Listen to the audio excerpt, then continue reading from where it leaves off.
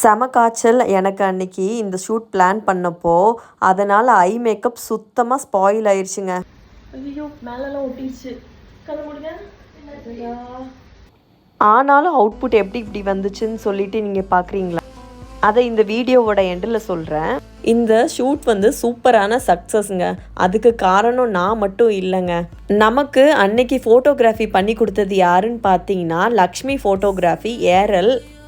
Costume and aari work blouse யார் sponsor பண்ணாங்கன்னா ரத்னா ஆரி designer ஏரல்ல உள்ளவங்க. அன்னைக்கு நான் கேர்ள்ஸ் தாங்க பிளான் பண்ணி வச்சுருந்தேன்.